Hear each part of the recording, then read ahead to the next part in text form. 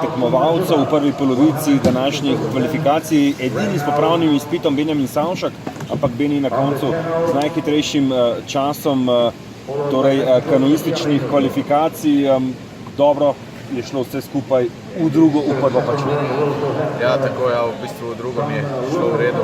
Sem zadovoljen s svojo vožnjo, prvo sem se mogoče preveč nasilil v slov in je čomom premalo hitrosti pridobival, tako da pač današnjo nalogo sem opravil pač v redu in sem se vrstil v jutrišnji polfinale, kjer pa upam pač, da mi bo šlo naprej.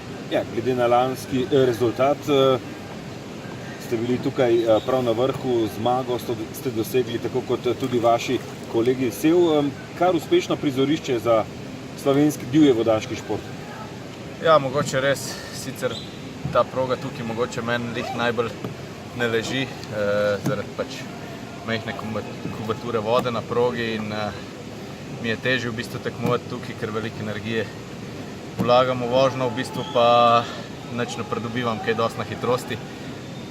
Tako da v tacnu mi je sigurno pač lažje tekmovati doma, kjer je bolj divja voda.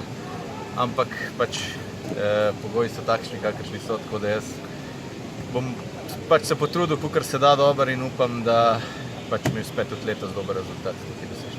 Boste tvegali jutri?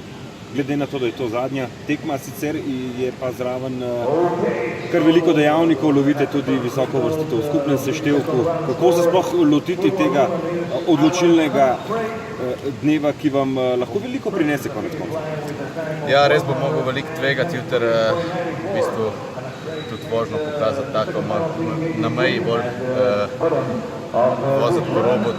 Zaradi tega, ker tudi razlike so zelo majhne med samimi tekmovalci in bo treba iti res čisto brez napak in hitro pač.